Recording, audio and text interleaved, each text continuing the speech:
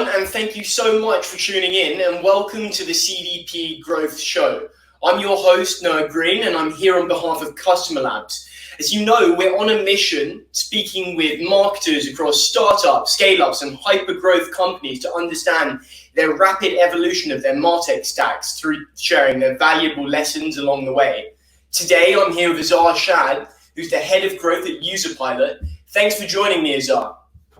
Thanks for having me, Noah. Yeah, it's great to have you here, albeit virtually. And before we get started, I'd love to hear more about what you do at Userpilot and what you're working on over there. Yeah, so I am head of growth at Userpilot. I've been working with Userpilot for the last 1.5 years, and we've been, so my specific role is taking care of the activation and acquisition side, and then later on focus on retention side as well. So that's why you see me doing different webinars with different people, because that educates our user. But like I'm mostly focused on activation and acquisition, which means that I'm taking care of the entire marketing, and as well as the first touch points where somebody reaches out to, somebody signs up, and somebody needs to say a short demo. So I take care of European region, and I'm trying to set up the sales team right now. Yeah, so mostly my job is like taking activation and acquisition and then focus on retention. Okay, that's awesome. That's really, really cool. Yeah, so I've been seeing you kicking about. You're doing a webinar of Aaron Crawl later as well. That should be really exciting. So I wish you the best of luck for that. Thanks, man. Appreciate it. Awesome. All right, so let's get into this. I want to talk and start with the biggest topic of the month. I'm seeing everyone talking about it, and that's retention. At the moment, everyone is talking about retention. So with SaaS companies shifting their focus to talk about retention and focus on this key area, can you list the top 3 retention strategies that companies you think must implement in the upcoming weeks? Yeah. So, I mean, just like everybody, we were also impacted a little bit, right? So everybody is impacted and customers are leaving. So it's interesting that why customer leave. So, you know, when the boat is sinking and you have less people, you just drop people who are not important, right? So people start canceling the subscription, the things that are nice to have, not a must have. So let's say if you already are a must have tool, right? So the first retention strategy that we ourselves are doing right now is focusing on sticky features. So we have a release coming up soon, and if you want to know that, you have to subscribe to Userpilot to know what's going on. But we are actually adding more products. So the user finds more value, and we're not going to charge them. We're adding more products in our current line so that user can use more, so they feel more valuable, and that's how you retain them. So that's like just one simple strategy by adding a new product. So one, sticky features. Feature. Yeah, so that's one. Second strategy is that I usually recommend is that let's say if you already have some traction, so you should definitely put some kind of checklist in place for when somebody comes inside the application. And if the user is educated, if you have focused a lot on education, and the checklist can actually get them activated, the likelihood of somebody staying inside the application, if they're activated, you're going to retain them more. So that's the second biggest tip. And actually this will actually increase your conversion rate as well, which means that if somebody understands the value, they will stick longer. The third thing actually which I would recommend is to educate a lot. Like, you know, most of the people who cancel subscription, either they don't know what the application is, has all the features, or they're people who are not sure about your application. So let's say who are not sure about your application, we can't do anything about them. But people who are still using your application, if you run the webinar, so what we do is like we have like an amazing onboarding, because we're an onboarding tool, but like we actually do like one to many webinars.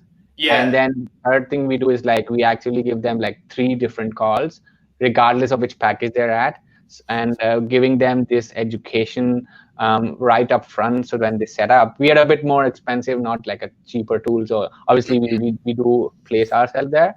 And these are the 3 reasons why the user stays longer. I did like one strategy since January. We started seeing like a lot of people canceling, and when I saw that, what was happening in the cancellation was that I saw that they were not able to set up the platform correctly, And that's why we jumped in and said, okay, you should educate the user more to use like our secondary and tertiary features.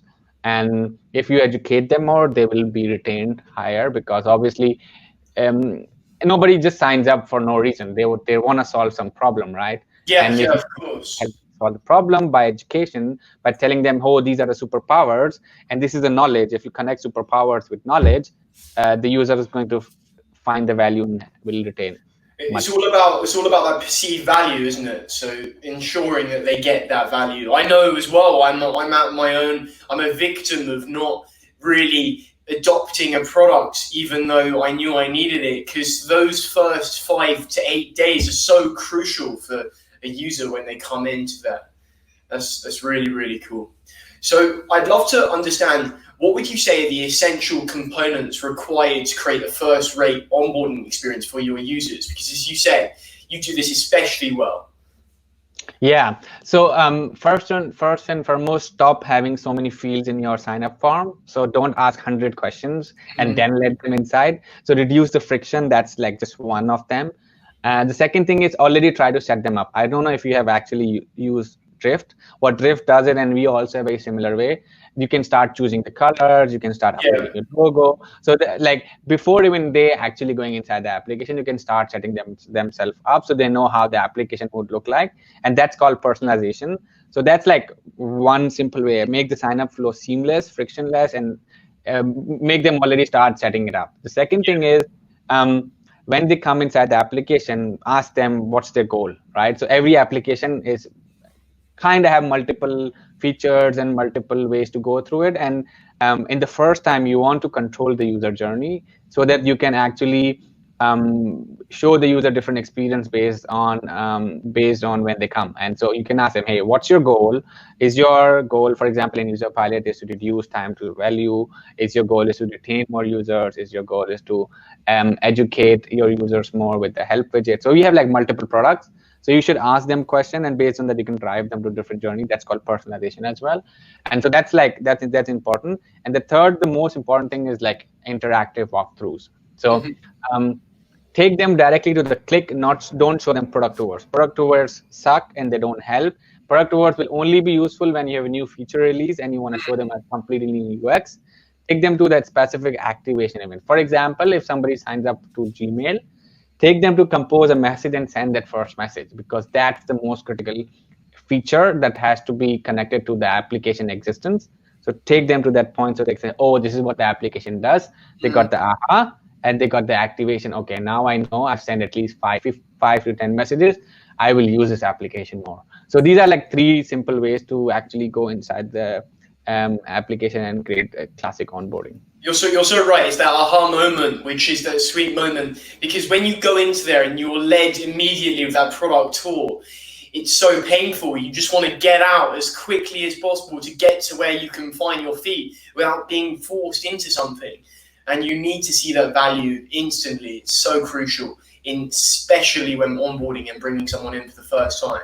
I think that leads nicely into talking about something else. I'd love to know, what's the first steps you take when aligning product and marketing teams, and having done that over your experiences and your time in your career?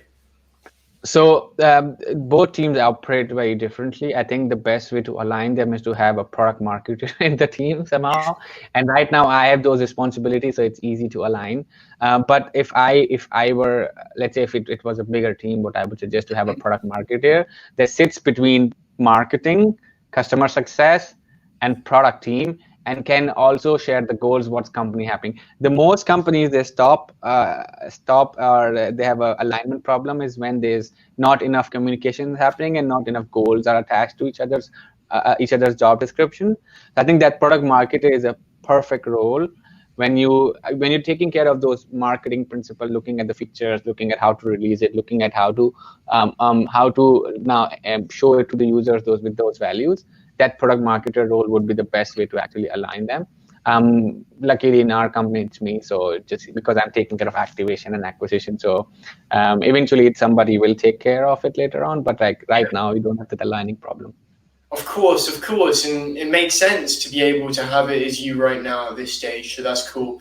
And yeah, everyone has to wear a number of different hats whilst experiencing just this rapid growth to get to the next place. So, Yeah. what role would you say does onboarding play in the customer journey, according to you? I'd love to understand that. So I think onboarding is the most critical, as I said, activation and onboarding are the most critical part where somebody decides if they want to move forward or not. There are a lot of different reasons why somebody doesn't move forward. One of my favorite marketers said, we should focus on not people who come rather than people who stay. And onboarding is there to make people stay, right? So onboarding is like, imagine, so I gave this example previously. Imagine if you go to a restaurant and when you get inside the restaurant and somebody just hands you the menu card and then leaves. That's not a great experience, right? So for example, now think of the other way. When you come into the restaurant, you're there for an experience as well. You come in there, somebody greets you at the door, then the waiter comes and says, hey, how many people you are? Okay, you can sit here. And then you then says, okay, what would you like to have? Drinks. And then they give the card to you and then say, that this whole experience, you have to take them to a journey. And I think onboarding plays a really cool role, a really good role in that journey. And it sets things up for the next stage. So even though user is not completely convinced, let's say that the value is maybe not is realized in 30 days later, but since you gave them the activation point, okay, now they have actually understood what the application does and what's the value of the application. Now they can go and play more, and that is the role the onboarding gives. I mean, it starts with your landing page, but let's say if your landing page is great and your onboarding sucks and your in-app sucks, the user will again. So it's the most critical aspect. I think Profitwell ran this report. They said if somebody has great onboarding, the willingness to pay increased by 21%. So you already have some data to just back to it in the customer journey to say, hey, this is the reason why people come. So yeah, it's the most critical aspect, I would say, in the first 30 days or 14 days, whichever the number is for you guys. And that makes a lot of sense. So what would you say is the day where I guess the time frame that you notice when a user is being onboarded and they actually start to adopt your product? Have you started to be able to see that in these user patterns? So with us, we have our product is a bit more stretched in a sense that it's connected to the sprint cycle of developers. But if somebody has already gone inside the application and in the first 2 to 3 days they've created a lot of user onboarding flows, if somebody is like who found the value right away because they know they can do a lot of things without coding, right? That's the value. The value is there. They save a lot of money and time in creating those things. So immediate value is like when they install a Chrome extension and they start playing and they don't care about if they have to install the JavaScript inside that application. For the first 3 days, 4 days, they realize it, and we actually bring them back as well through our onboarding emails. And all of these emails go through like a different person. Like if it's Europe, it's me. If it's America, it's somebody else. And like they are attached to customer success team as well automatically. So that's the kind of experience we want to give. We want to give like all great stuff right away, so they know if they have a problem, who they can reach out to. That's awesome, and making your team just readily available to tie them into the email so it goes directly to customer success is so crucial. Those times to respond is so like imperative in these earliest stages, and putting, like you say, the personalization to an email to actually tie it into someone based on a geo, that is a really nice touch. So I think that leads in nicely to start talking about Userpilot in more detail. I want to uncover what's going on under the hood. So could you run us through your MarTech stack at Userpilot? Yeah, glad you asked because I have a notion on it. I don't remember myself, so I'm just opening it right away. But I'll tell you what some MarTech stack looks like. So we use Drip as our I would say in acquisition funnel. So Drip is our tool. Drip is used for newsletters, user emails, sending them about webinars, details. We're using our own internal tool to send them onboarding emails, because the problem is that a lot of times the email doesn't deliver and it goes to the promotion tab in Gmail. So we send it by own Amazon SES server. About marketing, the most important, the best feature best tool that we love is like a couple of them is Poptin, which collects all the emails on the website, on the blog. We have one more marketing tech stack looks like is there's a tool called, we use Drift, so we use chatbot for that, and we collect leads there from there as well. We also use Segment, so we pass all the Userpilot data to Segment, and Segment through that we can pass it to Drift, we pass it to Facebook custom audience. So yeah, we do a lot of customization, not on in-app but also out-app and even out social media apps. So the strategy you were talking about, your social media manager, and so we use those for ads. We pass, if somebody hasn't, let's say, hasn't installed a JavaScript, we show them an ad on Facebook. That's something that we do. So it's like a lot of personalization even outside. What else we have? I'm just looking at the tools that we have. We use SEO Mongols for SEO. We use Zapier a lot. We have this social media management tool called Content Studio. So lots of tools, and the best tool that I love, like this is my favorite tool, and it's called Story Chief. It's a Belgium company where you import all your data, and it automatically moves the blog to WordPress, and you don't have to edit it. So just like a lot of time saved there. That's so I'm a huge fan, and we use HubSpot for CRM. And HubSpot as well is still your single source of truth at the moment. HubSpot. Everything is HubSpot. Like marketing is in HubSpot, sales in HubSpot, customer success in HubSpot. Everything is in HubSpot. That's interesting to have the sales as well, to keep everything under one roof. For sure. You need to know who comes, what's their journey looks like, to contextualize the messages, send them to very contextual messages, like stuff like that. It's really important to have one central database. Yeah, that's really interesting. And what problem does your CDP really in your MarTech stack solve? What would you say it solves? So as we are big on personalization, and we call ourselves also personalization tool, the biggest thing that CDP solves for us is actually to know where exactly the user in their journey. So the first thing, somebody comes inside the application, they have to install a Chrome extension to use Userpilot. So that CDP passes the data to HubSpot. And hey, this user has already installed the Chrome extension, and this user has already created a couple of experiences, flows, and this user has actually installed the JavaScript. And all this data goes from our CDP to HubSpot. That's awesome. And that's the most valuable information for sales team. That's so good. That's so good. And then you can start to score individuals based on their experiences to be able to understand who's going to deal with what between outbound, inbound. Yeah, and then there is a concept called product qualified lead, because we're living in product-led growth era. It's somebody installed the JavaScript. We do see that, okay, if this person installed the JavaScript, then the sales team really makes hard job to reach out to that person and make sure that the person has been addressed, and at least they know that who they can reach out to. And that's like the biggest buying intent. And that's what we want to know. And that's what the CDP does for us. Nice. There's pretty averse. It sounds like you got it nailed to a T at the moment. So that's awesome.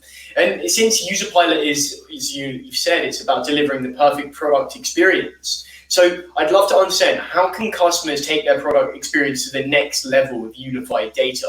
We saw that you had like a case study with CDP and Userpilot. So I'd be interested to learn about that.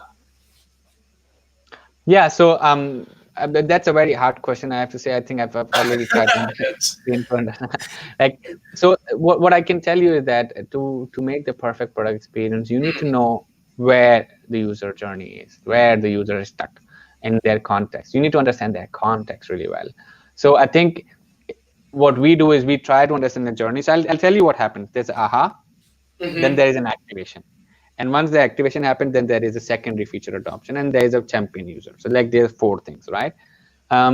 Userpilot and CDPs work together to know where exactly the user journey is. Not only that, you know when the user did, but also where the user dropped off. So Userpilot passes the data to know, okay, this person saw a model, then saw a tooltip, and it didn't go further. Means that this person is stuck somewhere. So now the sales team will not say, hey, or customer support team will not say, like a customer success team, hey, you did this, let's talk about it. Say, hey, you did this, but you got stuck. Where do you need help? I think you need help there. I have made a video for you. Just look at it and maybe it helps. And that's the perfect personalization part, where a CDP and Userpilot work really well. One of our users actually says that we could have made our own CDP as well, but it saves us tons of time of dev resources to not do it ourselves. And that's also one of the values, like no code or low code as well, where you save a lot of time and time, as well as the whole, I would say, dev resources. I as a marketer, I hate the fact that I have to work with developers and have to wait for the sprint cycle to end, right? So that CDP actually resolves a lot of those problems. Yeah, awesome. All right. So I'd love to understand, can you share some interesting onboarding strategies that you've orchestrated at Userpilot with a CDP for our viewers to maybe take some lessons away? Yeah. So what I think that we have one case study that you can think about and just forward it to your listeners as well, is that there's this application called GetCraft, and GetCraft is a marketplace. So it's like a two-way marketplace, and they were struggling with activation. So what Userpilot does is, like, they don't have to code this. They can import all the events from CDP to Userpilot, and then activate the user when they come for the first time. So that's one case study I can think about it right away. The other case study I can think about, we have now like a kind of a checklist. So you can pass the CDP data to our checklist to know if the user has done an event, mark it as automatically done. And this is another use case that you can use for in your onboarding strategy to automatically get it done. As the user goes through the journey, the user say, oh, this is called Zeigarnik effect. It's called, you use it in your onboarding to make the user, they already think that they have already done. So now there's one more step. And passing that event through Userpilot and getting through that done automatically is something that is amazing. And what we saw that in our application, there was a customer who was using this, and they marked they had like 6% checklist completion rate. Okay, that's the problem. The problem was they were not a lot of people completing checklists, although it's so useful. What we did, we added two dummy tasks, which were just dummy and this automatically get done, and two actual tasks passing through that CDP. And what we saw that there were people who were coming inside the application, 40% of them actually completed that specific checklist compared to the one which was not connected completely. So that's the one thing, that the one simple onboarding strategy or hack I can give you, that you can directly inside your application and get user complete the checklist and add more features and adopt more features faster. It's almost like gamification in a sense as well, to be able to gamify your users to want to come back and get through that onboarding experience by giving them those boosts within that checklist, which is really yeah. So there is this application called Box. I don't know if you heard about it. Box has, like, similar to Dropbox. What they did, they added a gamification inside their application, and they said, if you get done with this task, you will you will get 3 more days of trial. And if you get done with this task with the checklist, you get 3 more days of trial. And they were able to bump up their free trial to paid converts around 32%. Amazing. That's right? Awesome. That's sick. That is so good. That's definitely a really good strategy to take away, everyone. So I hope you apply some lessons there. Awesome. Okay, so I'd love to be able to understand, what insights or advice would you give marketers who are looking to get into the CDP world at the moment? So I would say that make the user or customer journey map. Think about, like, at each phase how the user would interact, and then create events inside your application that it happens and attach it to the CDP, and then connect it to your entire CRM system to see the big picture of it, and then you can drive the people from one stage to another.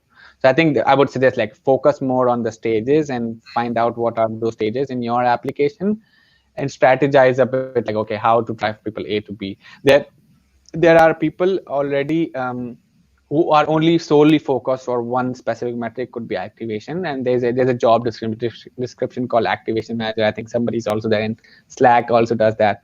So I think you need to really think deep about it. And so in that, if you're just getting into the CDP world, just think about user journey mapping and how you can activate it in app and outside app and the social media, and then use that to bring user back to the journey. That's really interesting. So it's all about the mapping and all the stages before you even get into evaluating the right CDP and getting Yeah. You just can't buy one because they have a startup package. That's the thing. That's key takeaway. Don't buy because they have a startup package. Awesome. I'd love to finish on this last question. So what's that one most important metric that marketers getting into the product-led phase should track at the moment? Activation. Simple. How many people realize the value of the application, and then and work backwards how you can do the other part of the user journey to make it. But I would say activation, because if users activate it, he's much more likely going to, or she is much more likely going to use the application.